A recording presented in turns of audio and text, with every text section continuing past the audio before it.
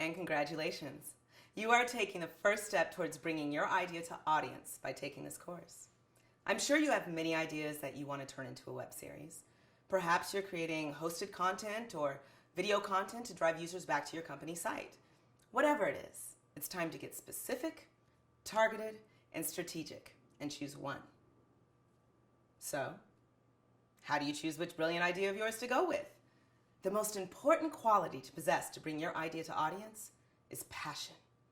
It will be the fervor that keeps you committed to your project and will inevitably attract other people's interest.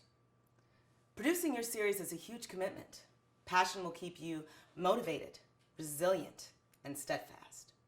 So, which idea are you most passionate about? Now that you've chosen, I'd like to take you through a small exercise. Take out a pen and paper, or for those of you that prefer to type, that is fine as well. I want you to write for 3 minutes stream of consciousness.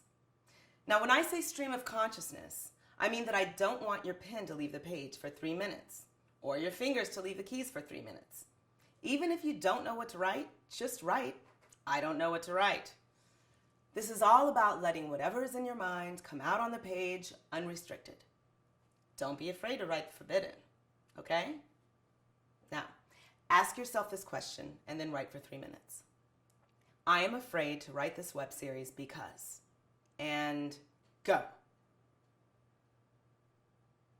How was that?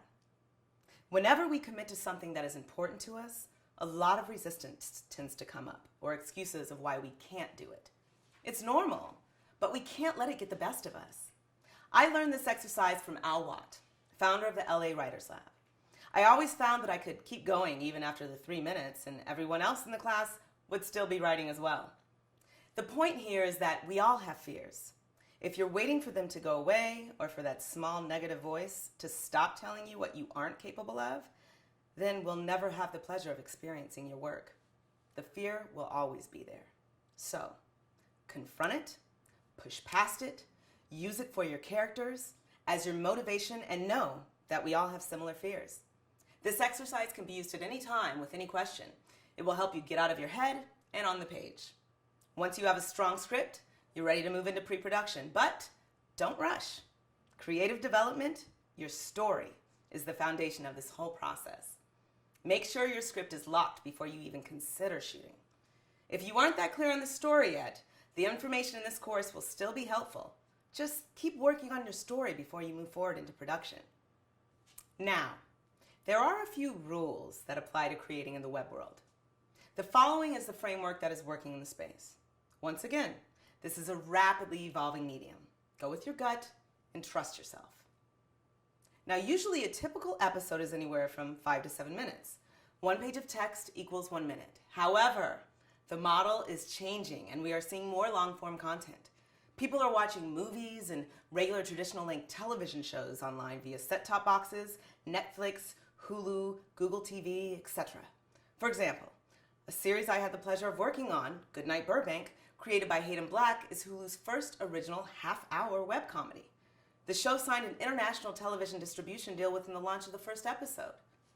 So, know your goal, and that will determine your strategy on how you decide to write and eventually distribute it. Later, you will hear examples of different strategies applied in the Inside the Workshop section of this class. The end of each episode should be captivating, like cliffhangers or ARG, some kind of interactivity. The web is oversaturated with content. You want people to watch all the way through and remember to come back later that week or next week, whatever your release schedule is, to watch again. The beauty of the web is that it is interactive and you can include your audience on the journey. They want to feel included and then chat about it with their Facebook friends and Twitter peeps. Give them something to talk about. At the end of the day, story is king. If you don't have a good story, then you're dead in the water. If you have a good story and don't know how to execute it in this space, no one will see it. That's why we're here. A season should be 6 to 12 episodes in length. This is extremely important in order to get advertising dollars. And for the viewer, anything less than 6 is too few to watch. Many creators make the mistake of making 2 to 4 episodes, releasing all of them, then having no money or resources to make more, and then they're forced to go into hiatus. In that time, they lose their audience because there was no new content for their audience to come back for. By losing the audience, they lose any chance of monetizing their content. Give your audience a whole season. Be clear on how much content they should expect, and give them other material too. We call this interstitial material. For example, on-set pictures, a blog, bloopers, etc. Use these materials to give updates to your audience in between episodes and feed their appetite. Once again, be consistent. We will be discussing digital advertising in more detail in Class 6, multiple ways of monetization. Now, for all of you actors, writers, and directors, this is an opportunity for you to create a star vehicle for yourself, right within your budget.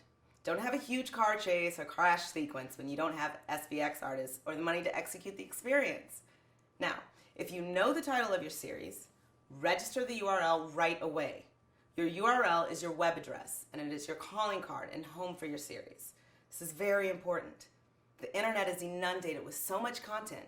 You want people to be able to find you and your series easily. You should use the same name for all of your social media outlets. The title for your show, your Facebook page, or a handle for the show, and your Twitter handle should all be the same. This is called an avatar.